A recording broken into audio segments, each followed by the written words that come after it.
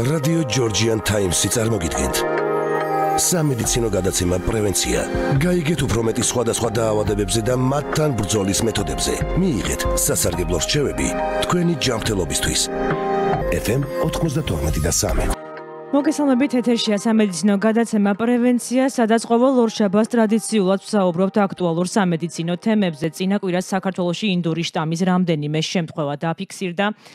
ასევე ხვალიდან სახმელეთო საზღვრები იხსნება და გარკვეული რეგულაციების შემსუბუქება იგეგმება ზაფხულში ტურისტების შემოსვლას ველოდებით და რა ვითარება ქვეყანაში ეპიდემიოლოგიური თვალსაზრისით რა უნდა ვიცოდეთ ინდური შტამის შესახებ, რომელი ვაქცინა ამ შტამის მიმართ ყველაზე ეფექტური და ზოგადად რამდენად მნიშვნელოვანია ვაქცინაციის პროცესი და ვაქცინაცია ჩვენი ქვეყნისთვის. ამის შესახებ თბილისის ინფექციური საავადმყოფოს ექიმი ეპიდემიოლოგი ოთარ ჩოკოშვილი ისაუბრებს Georgian Times-ის ეთერში.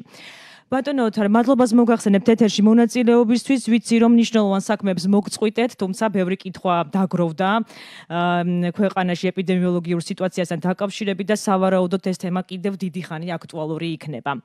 მოგესალმებით. მოგესალმებით თქვენს მსმენელებს. ბატონო ოთარ, დავიწყოთ თავიდან, როგორი მდგომარეობაა ამ დროისათვის ქვეყანაში ეპიდემიოლოგიური თვალსაზრისით, გვაქვს თუ არა ქვეყანაში პანდემიის მესამე ტალღა?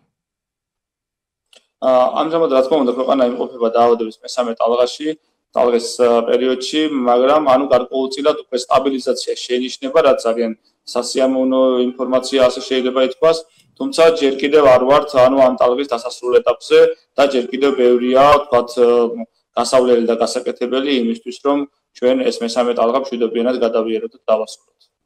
ბატონო ოთარ, საზოგადოებაში ყველაზე დიდი აღშფოთებას გამოთქვამენ საზოგადოებაში კომენდანტის საათის გაუქმებასთან დაკავშირებით.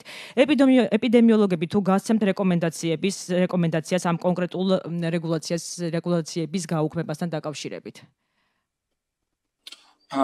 ზოგადად რეგულაციები სამწუხაროდ სანამ COVID-ის პანდემია იქნება, მუდმივად იქნება, შეიძლება მათ შეიცვალონ ფორმა, მაგალითად, როდესაც სრული შეზღუდვა არის ხოლმე. ამ დროს, რა თქმა უნდა, ყველა უზნეობთ, რომ სრულად გადაადგილება და ყველანაირი ღონისძიებები შეზღუდულია, დაკეტილია დაწესებულებები და ესეთი, თქვათ, რეგულაციებია, ხოლო როდესაც ასეთი ტიპის შეზღუდვებზე გადავდივართ, ამ დროს შეზღუდვები ფორმას იცვლის, თორე რეალურად, ჩვენ შეზღუდვებისგან თავისუფალი, ასე ვთქვათ, არ ვართ. გამოდის, რომ ვთქვათ, ჩვენ ამჟამადაც შეზღუდვების პერიოდში ცხოვრობთ, იმდენად რამდენადაც შენობის გარეთ პირბადე უნდა გამოიყენოთ, დისტანცია დავიცვათ. გარდა ამისა, ვთქვათ, იგივე ეს რამე გადაადგილების რეგულაციაც ერთ-ერთი შემადგენელია მთლიანი ამ სურათის. თუმცა, როდესაც მესამე ტალღა შედარებით ჩაივლის სიტუაცია უფრო გაუმჯობესდება, ამ პერიოდში უკვე ალბათ შეგვეძლება, რომ გავცეთ რეკომენდაციები და მიიღებული იქნება შესაბამის საბჭოზე ეს გადაწყვეტილება, რომ სრულად მოიხსნას ეს დამატებითი რეგულაციები ან მნიშვნელოვნად შემსუბუქდეს ისინი. ამჟამინდელი ეპიდსიტუაცია სამწუხაროდ ესეთი გათამამების წალებში საშუალებას არ იძლევა, ვთქვათ, და ამიტომ მეტი სიფრთხილე გვმართებს, იმიტომ რომ კარს მოგვადგა ბევრი, ვთქვათ, ამ ინფექციის გამომწვევი ახალი შტამები, ქვეყანაში გავრცელებულია ეს ბრიტანული შტამი, რამდენიმე შემთხვევა უკვე დაფიქსირდა ახალი ინდური შტამის, ასევე და მიდის კიდევ სხვა, ვთქვათ, ინფექციის გავრცელების შესაძლო საფრთხეებზე საუბარი. აქედან გამომდინარე, ძალიან შემსუბუქება რეგულაციების ალბათ თვალსაზრისით ვერ იქნება. ბატონო ოთარ, ხვალიდან უკვე იხსნება სახმელეთო საზღვრები ტურისტების შემოვლენ ზაფხულში ჩვენს ქვეყანაში, შიდა ტურიზმი ამოქმედდება და ამუშავდება. ამ დროს თუ ელოდებით ამ ვირუსის შემთხვევების მკვეთრ მატებას?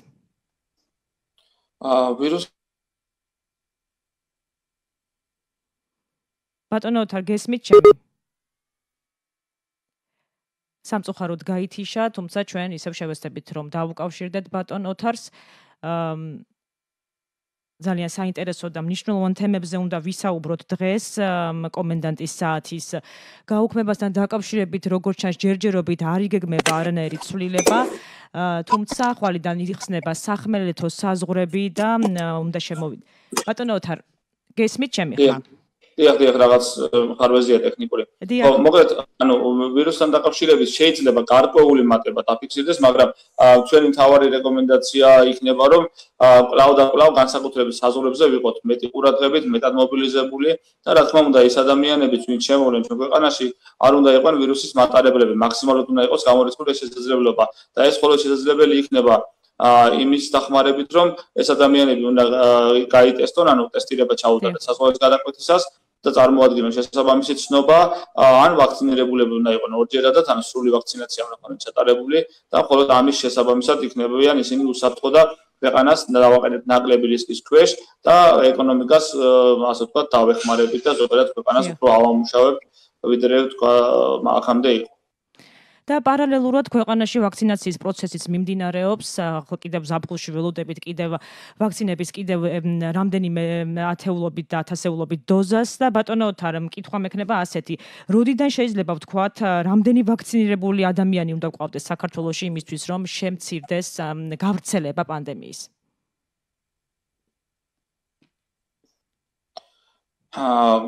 გავრცელების პანდემიის გავრცელების ყველაზე ეფექტური მოდელირებით, ანუ როდესაც ჩვენ შეგვიძლია რომ უკვე ვისაუბროთ დაავადების შემთხვევების მნიშვნელოვან შემცირებაზე და სტაბილიზაციაზე და პრევენციის, თქვათ, ღონისძიებების შესრულების მიუხედავად, მაინც რომ აღარ გვექნება მაღალი ციფრები, ამ დროს არის საუბარი 60 მოსახლეობის 60% ან მეტი უნდა იყოს აცივი. მაგრამ ამის მიღწევა ცოტა რთულია და მოკლე პერიოდში, თუმცა ამის მიმართ ინტენსიურად მიმდინარეობს ვაქცინაციის პროცესი.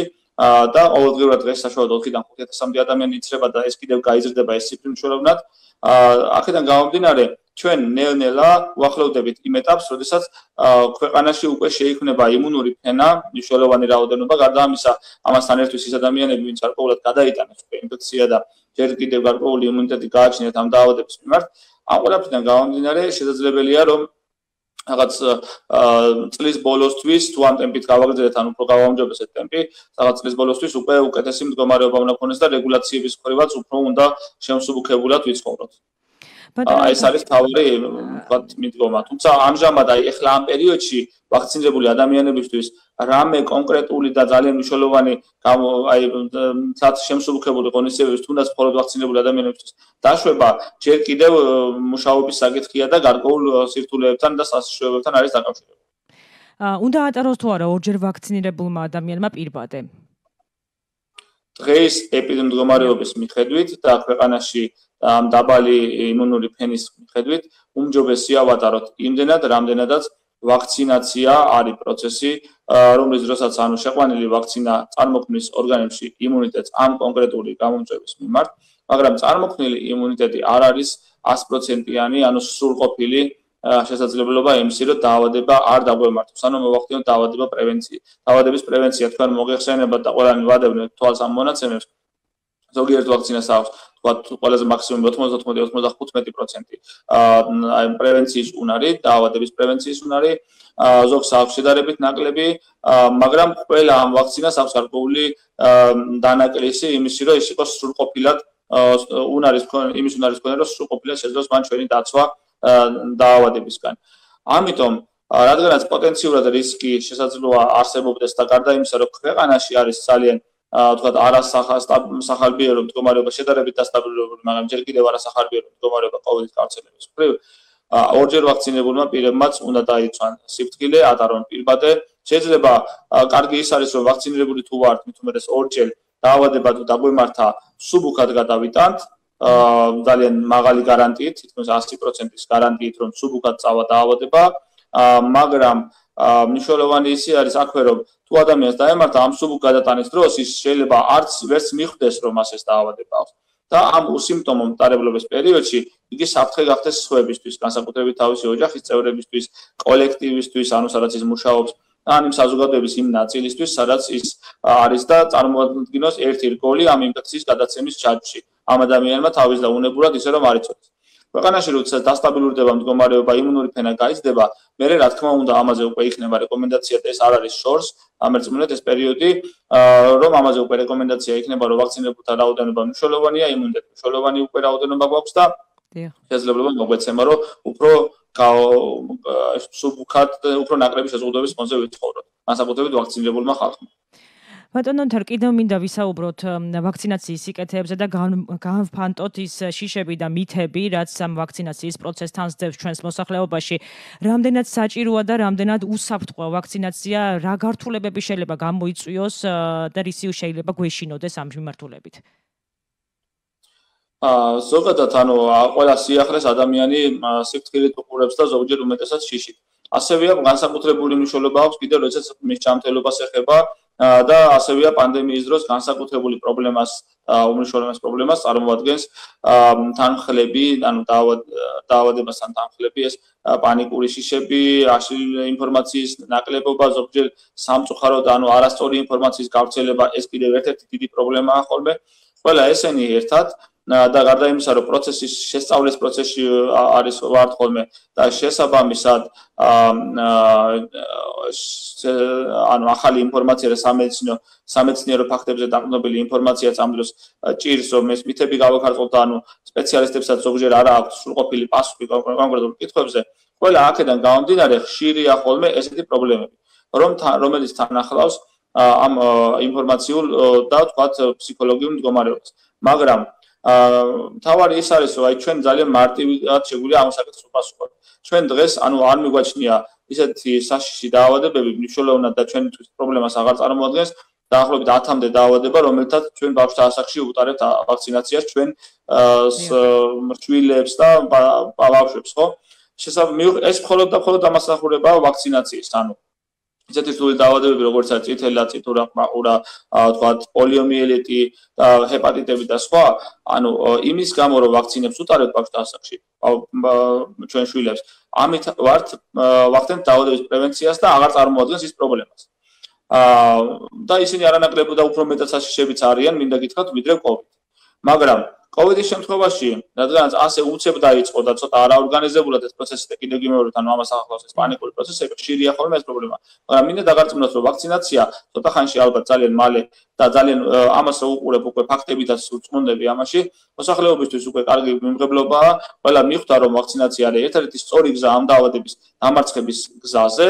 და სწორედ ამის გამო მოსახლეობაში არის ძალიან დიდი აქტივობა და ყველა ის ცენტრები, ყველა ის დაწესებულებები, სადაც ვაქცინაციის შესაძლებლობა არის, მაქსიმალური დატვირთვით მუშაობენ და კიდევ არის ბევრი მსურველი, რომელიც იმის გამო, რომ ადგილები აღარ არის, სწორედ ამ გადატვირთვის გამო ვერ რეგისტრირდებიან. თუმცა მაქსიმალური კეთდება ჯანდაცვის სისტემის მხრიდან, რომ დროულად დაემატოს ახალი დაწესებულებები და უახლოეს პერიოდში დაემატება კიდევ ბევრი ვაქცინაციის ადგილები და დაიწყება უფრო ფართო კამპანია, უფრო ფართოდ მოხდება და ბევრ ადგილზე შეიძლება ადამიანებს ვაქცინის ჩატარება.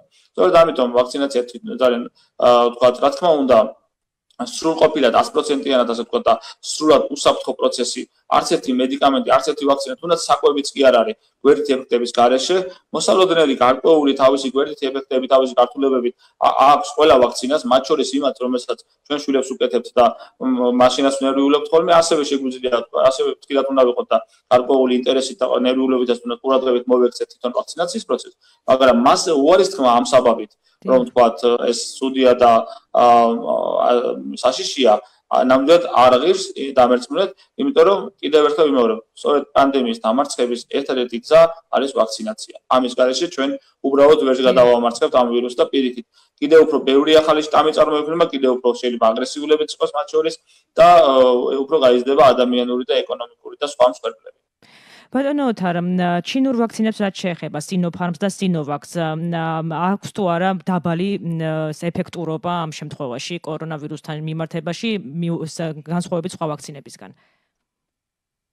ზოგადად როგორც ცნობილია, ყველა ვაქცინას ერთნაირი ეფექტურობა ვერ ექნება, ზოგი თქვათ მეტი ეფექტურობით გამოირჩევა, ზოგი შედარებით ნაკლები ეფექტურობით, მაგრამ მაგალ ფაქტი ის არის, რომ მიუხედავად იმისა, რომ პროცენტულად არსებული კვლევები ადასტურებს, რომ შედარებით დაბალია მათი პრევენციული ან დამცველობითი უნარი COVID-ის საწინააღმდეგო ვაქცინაციის ჩატარების დროს, დაახლოებით 75-დან 80-85%-მდე მერყეობს სხვა კვლევების მიხედვით.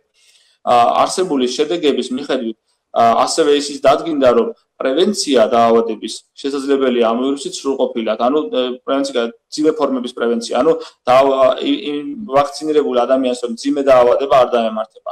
გარდა ამისა, ჩინურ ვაქცინებთან დაკავშირებით შეგვიძლია ვთქვათ ის, რომ ისინი არის დამზადებული ეგრეთ წოდებული ტრადიციული მეთოდით, იგივე მეთოდებით დამზადდება მაგალითად პოლიომიელიტის საწინააღმდეგო ვაქცინა და სხვა ვაქცინები, რომელსაც ჩვენ აქტიურად ვიყენებთ დღემდე და გრიპის ვაქცინა თუნდაც და აქვე გეტყვით, რომლის ეფექტურობა საშუალოდ 40-დან 60, მაქსიმუმ 80%-მდეა, დამოკიდებულია თვითონ წარმოებაზე და თვითონ ვირუსის სწორად შერჩეულ გენოტიპზე.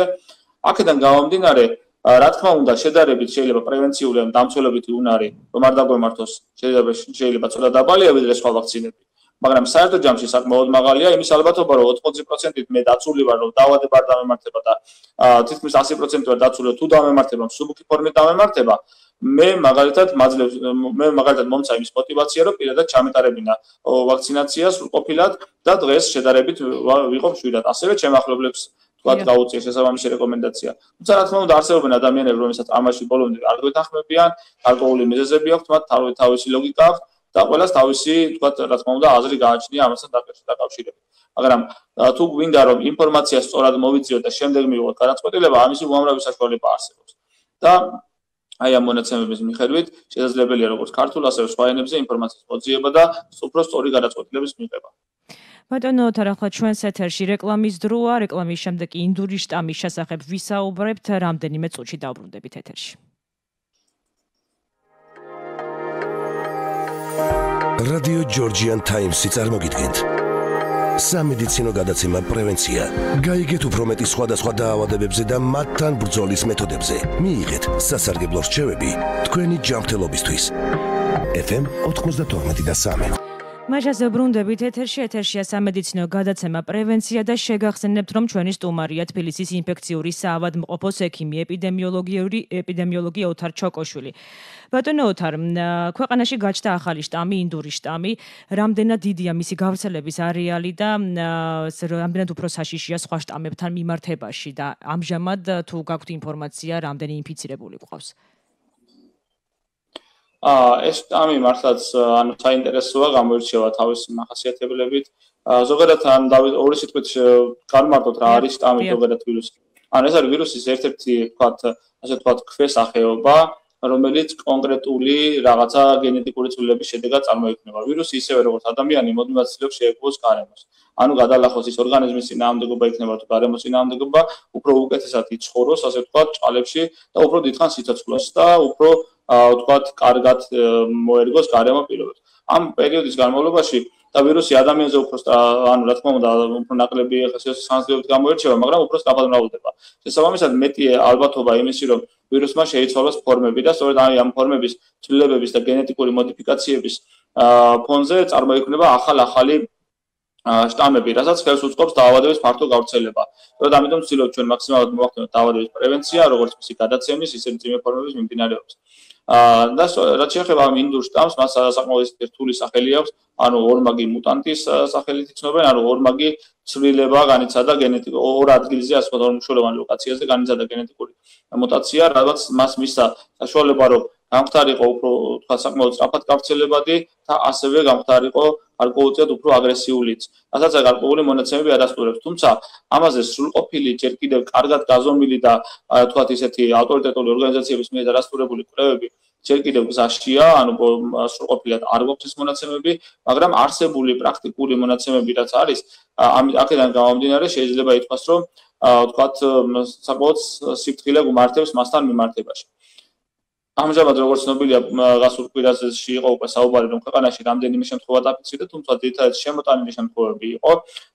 გამოვლინდა იმ ხალხში, ვინც შემოვიდნენ და იმ ტურისტებში, მაგრამ დროულად მოხდა მათი კონტაქტების იდენტიფიკაცია და შესაბამისი ღონისძიებები იქნა გატარებული და ამით გარკვეულწილად შეცირდა და გავრცელების შესაძლებლობა. მაგრამ სამწუხაროდ სრულყოფილი პრევენციული მექანიზმი, ანუ ერთ-ერთი მაშინ სრულყოფილად ჩაკეტვა არის, რომ ვირუსის ახალი შტამი ან ნებისმიერი შტამი არ გავრცელდეს, რასაც ამ შემთხვევაში გარკვეული რიგი მიზეზების გამო ვერ მიმართავთ ამ ვირუსის თუნდაც ასეთი შედარებით უფრო საშიში ბუნებიდან გამომდინარე და გარკვეული დროის მერე ისევე როგორც სხვა ქვეყნებში გავრცელდა, ალბათ გარკვეული გავრცელება მას საქართველოშიც ექნება. მნიშვნელოვანია ჩვენ ის ვიცოდეთ მოსახლეობამ და ზოგადად ყველა ჩვენგანმა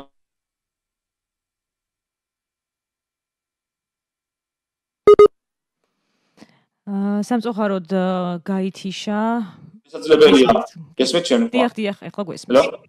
ხო, შესაძლებელია ამ ვირუსსაც და ისე როგორც ის ამ კორონავირუსის სხვა შტამებს მთავარი პრევენციის ღონისძიება მათთვის არის ეს არასპეციფიური ღონისძიებები პრევენციის, როგორც არის პირბადის ტარება, დისტანციის დაცვა, ჰიგიენის დაცვა მაქსიმალურად და სპეციფიური ანუ პრევენციის ღონისძიება ეს არის ვაქცინაცია, რომელიც ასევე მუშაობს. ვაქცინა არის ყველაზე ეფექტური ინდური შტამის მიმართებაში? სრულყოფილად ამაზე ჯერ კიდევ კვლევებია ჩასატარებელი. ჯერ მონაცემები ანუ რაღაცა საშუალოა, სრულყოფილად არ არის, იმდენად რამდენადაც ინდური შტამი ზოგადად ჯერ ინდოეთში უფრო ყველაზე მეტად იყო გავრცელებული, მისი წინაპარი საერთოდ ანუ გარკვეული ამერიკიდან ვთქვათ ერთ-ერთი მუტაცია იქ იყო პირველად დაფიქსირებული მანამდე ამ ინდური შტამის ერთ-ერთი მუტაცია და ბატონო თარგმნად გამოსახულება რომ ჩართოთ უკაცრავად ბატონო თარგმნამოსახულება რომ ჩართოთ თუ შესაძლებელია გამოსახულება რომ ჩართოთ თქვენი ხმა ისმის, მაგრამ გამოსახულება დაიკარგა. დიახ. ჩართული მაქვს ალბათ ჩვენი რეჟისორი. გამორთეთ და ჩართეთ მაშინ. აი, კი ბატონო, ახლა ჩართულია. კი ბატონო. ხო. ანუ მთავარი პრობლემა აქ არის ის, რომ თვითონ ეს ვთქვათ ვაქცინები რა თქმა უნდა მუშაობს მის წინააღმდეგ, მაგრამ ეფექტურობა ანუ ამ ორმაგი მუტაციის იმიტომ გვეშინია რომ გარკვეული ალბათობა არსებობს იმისი რომ ამ სახეობის ვირუსმა უკვე დაიწყო იმაზე ფიქრი რომ ასე ვთქვათ რომ შეძლოს შემოუვაროს იმუნურ სისტემას და გადალახოს ამ ვაქცინაციით ან ასე გადატანით დაავადების გადატანით მიღებული იმუნიტეტი მაგრამ ვირუსს აქვს კონკრეტული გენეტიკური ადგილები რომლებიც შედარებით სტაბილურია და მის სახეობას განსაზღვრავს და სწორედ ამიტომ თუ ჩვენი იმუნიტეტი და ჩვენი გამიზნება იმუნიტეტის იქნება მიმართულებით რომ აი ამ ნაწილზე გამომუშავდეს იმუნიტეტი მაშინ ანუ ვირუსი ვერ გადალახავს ამას და დიდი ალბათობით არსებული კვლევები უკვე ადასტურებს რომ მაინც არსებობს ეფექტურობა თუმცა ჯერ კიდევ ბევრია რაღაც გარკვეული შესასწავლია და ჩასატარებელია კვლევები რომ სრულყოფილად ვიცოდეთ რა პროცენტით ანუ რა ეფექტურობით მუშაობს მაგრამ ნამდვილად მუშაობს ვაქცინა და ნამდვილად იმუშავებს მის წინააღმდეგაც და კიდევ ბევრი სამომავლო მოსალოდნელი შტამების მიმართ